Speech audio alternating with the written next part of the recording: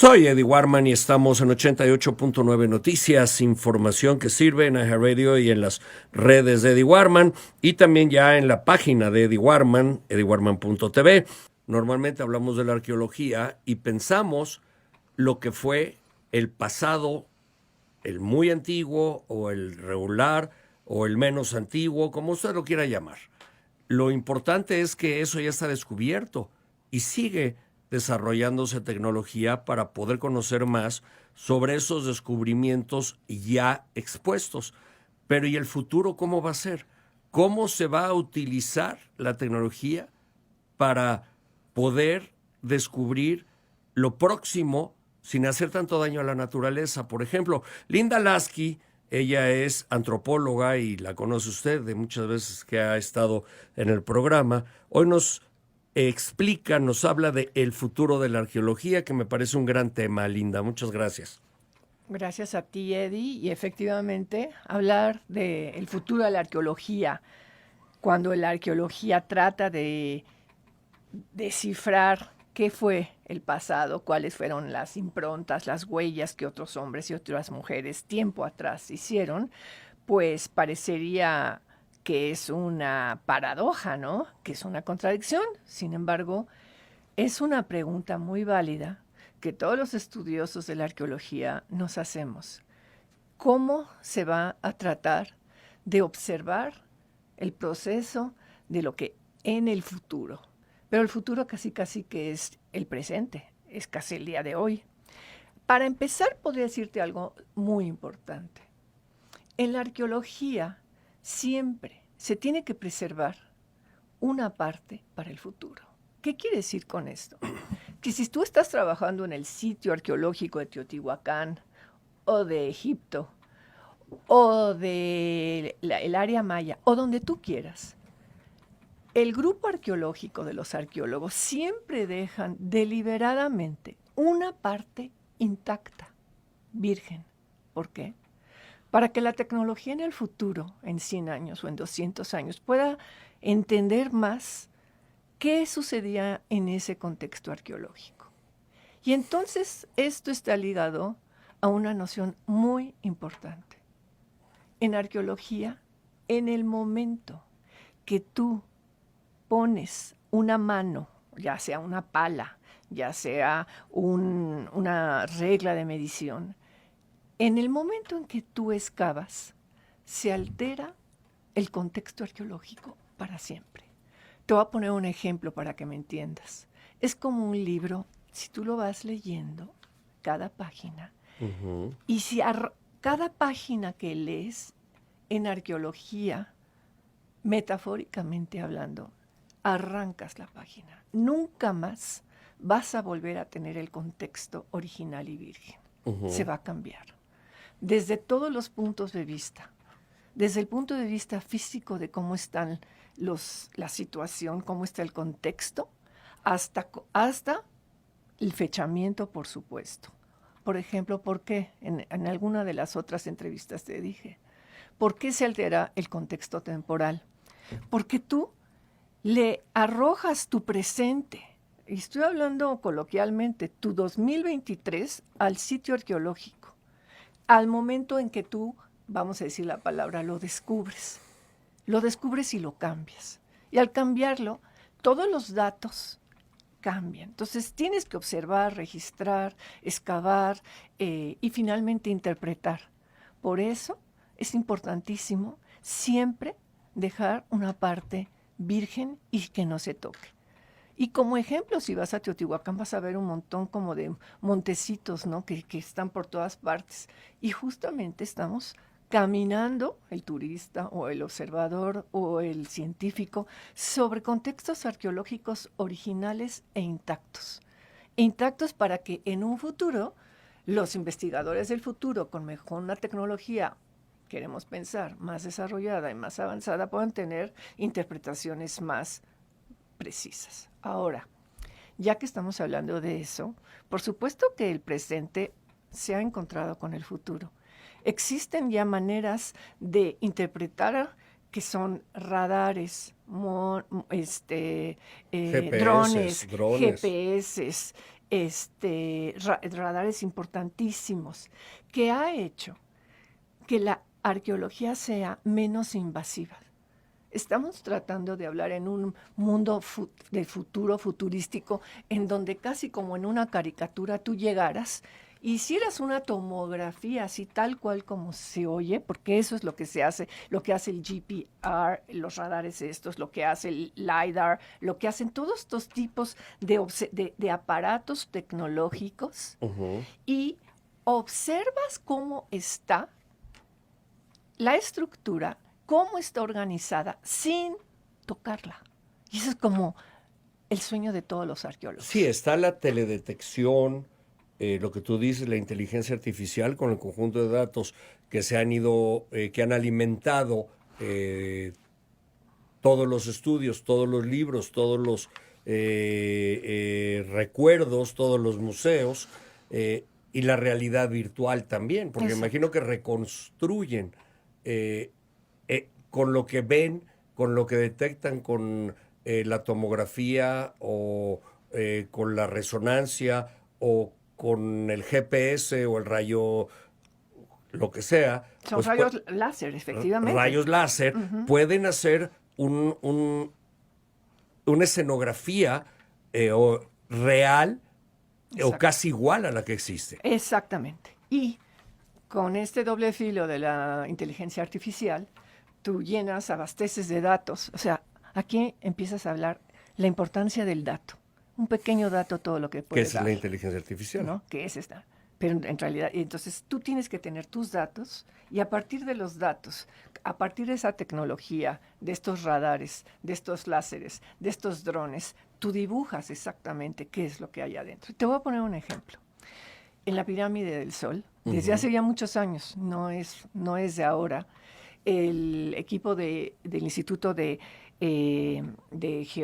Geología y de Geofísica, más bien, junto con Linda Manzanilla, que es la que ha dirigido, junto con los profesores y los investigadores del Instituto de Geofísica, una tecnología que se llama de muones. Los muones son rayos cósmicos que atraviesan la Tierra por muchos kilómetros. Tú lo podrías haber dicho, bueno, ¿por qué no lo hacemos con rayos X? No, porque los rayos X nada más atraviesan unos pocos centímetros. Los muones atraviesan muchísimos.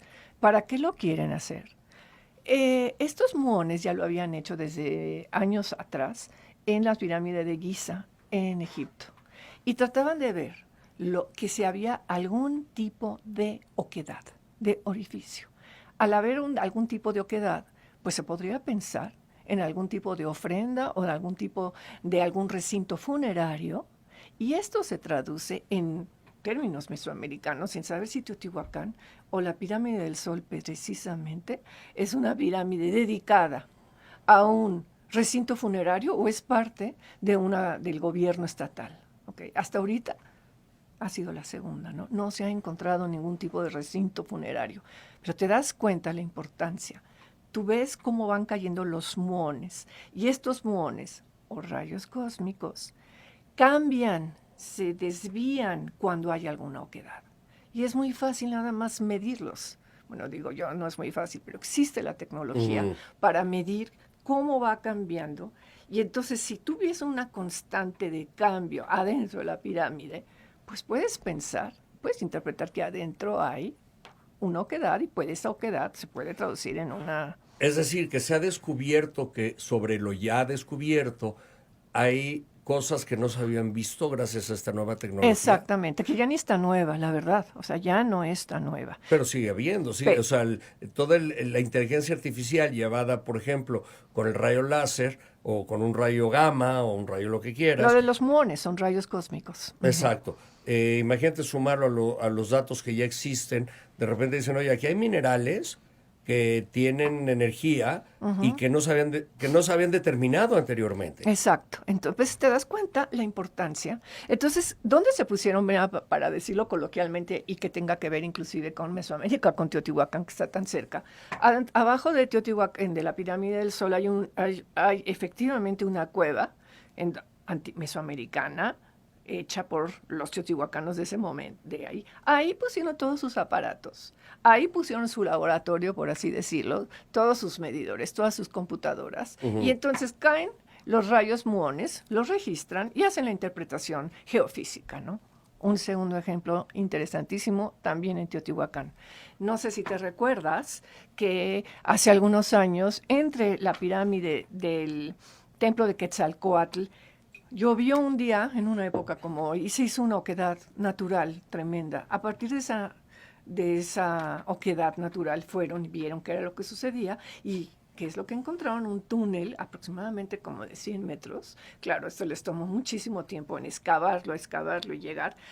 Y querían ver a dónde llegaba este túnel. Era un túnel hecho por el hombre teotihuacano y querían ver qué sucedía con este túnel, qué datos y qué materiales arrojaba este túnel. Y si te vas a acordar muy bien, llegó un momento en que ya no se podía sacar estaba muy difícil llegar y con una máquina sacar todo. Si te recuerdas, hicieron un pequeño robot, que esos son los que también están utilizando muchísimo.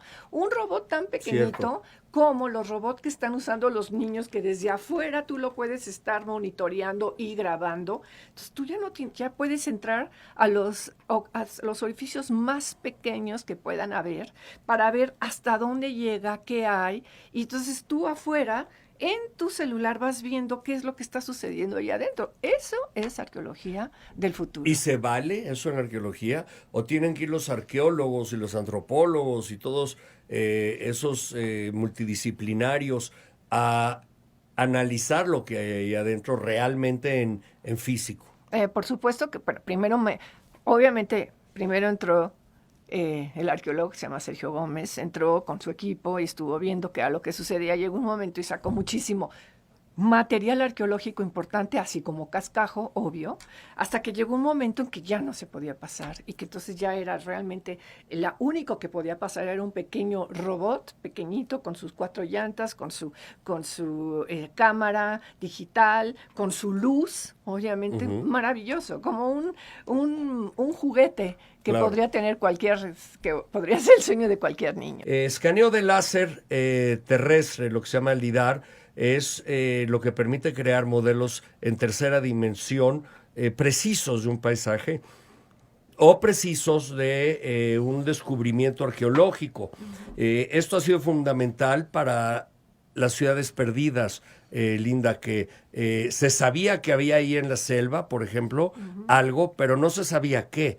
Y había que tirar demasiados árboles para poder entrar, además de otros peligros y otras afectaciones al medio ambiente. Hoy hay una radiografía de suelo también y un georradar que te permite hacer ese trabajo. Sí, exactamente. El GPR y el LIDAR, ¿no? El LIDAR es Light Detection.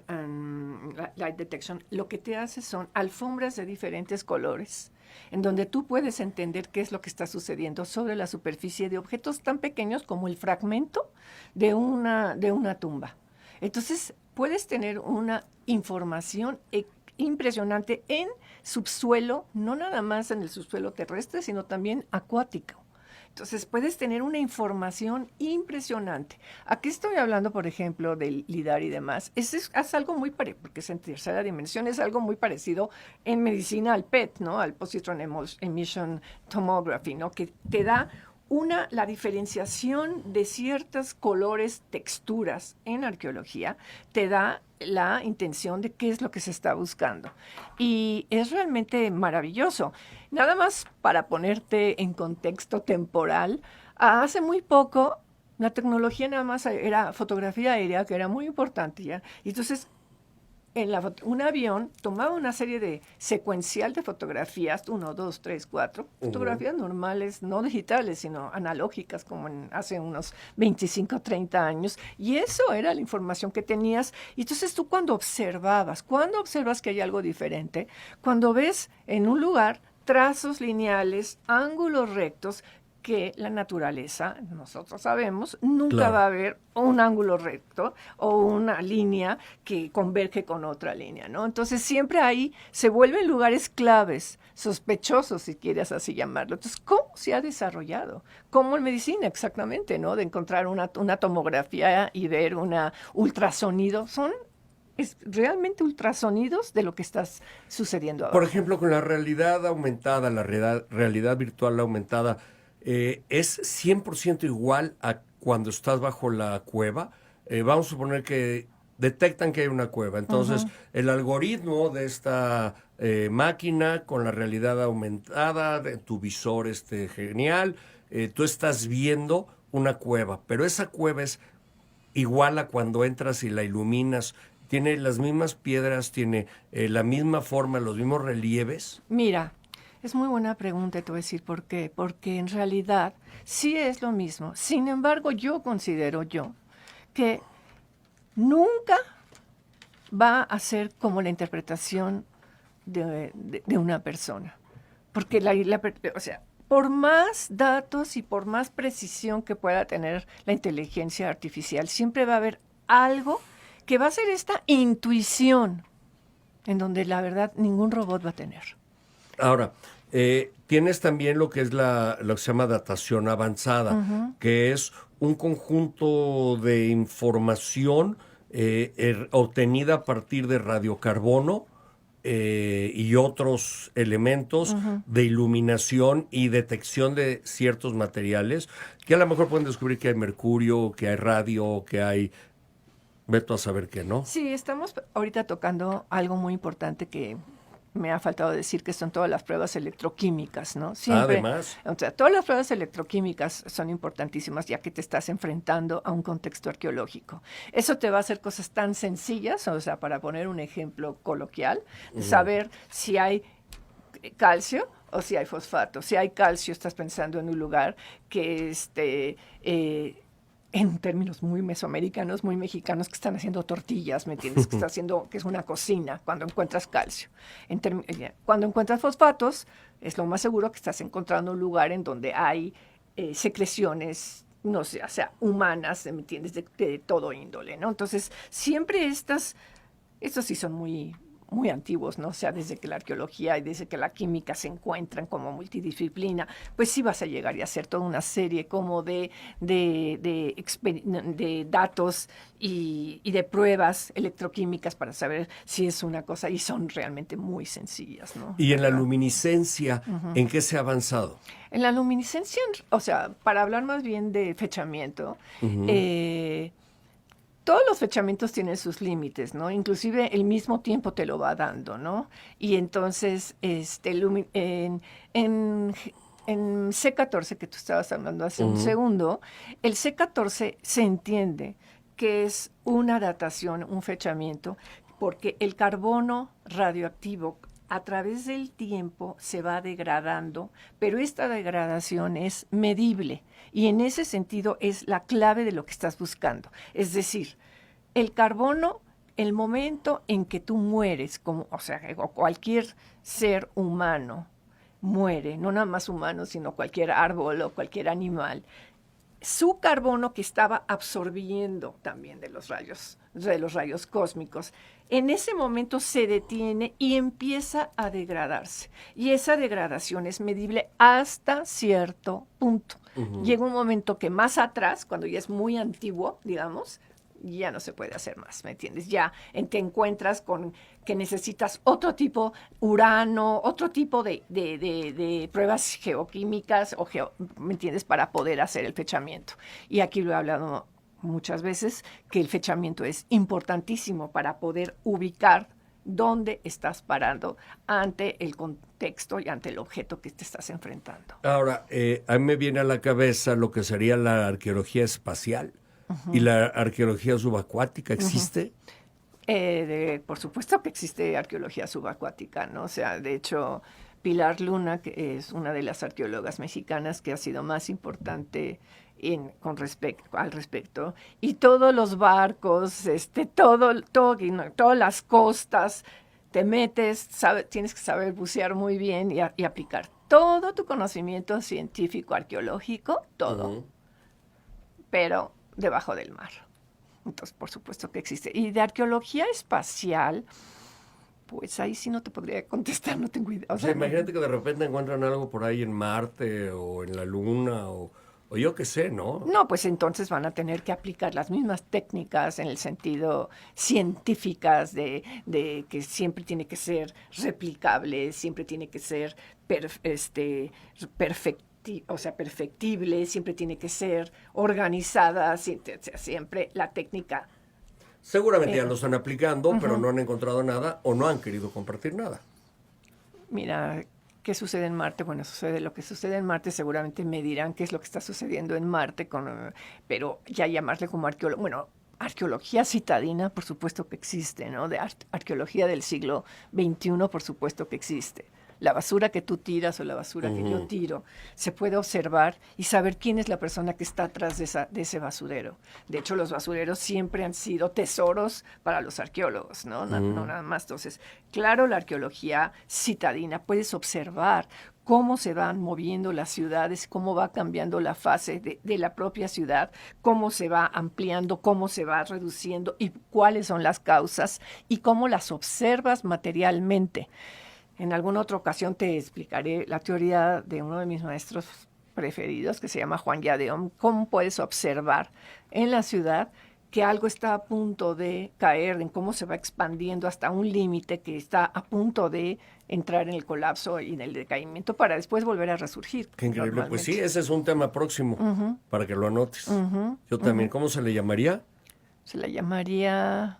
La caída de la arqueología, la caída del mundo. No, en cómo se observa, no, la teoría de los espejos de Juan Yadeum. Teoría de los espejos. De cómo se va replicando un objeto, cómo se va duplicando en forma, cómo se va expandiendo hasta aparentemente colapsarse. Linda Lasky, ¿dónde te localizamos, leemos, seguimos, preguntamos? Pues en las redes sociales me llamo Linda Lasky.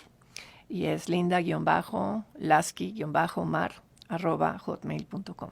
Muy bien, pues muchas gracias. La gran Linda Lasky, antropóloga, que nos hace favor de platicarnos de todo esto que es maravilloso. Imagínense el mundo sin antropología, no sería el mundo. Volvemos, soy Eddie Warman.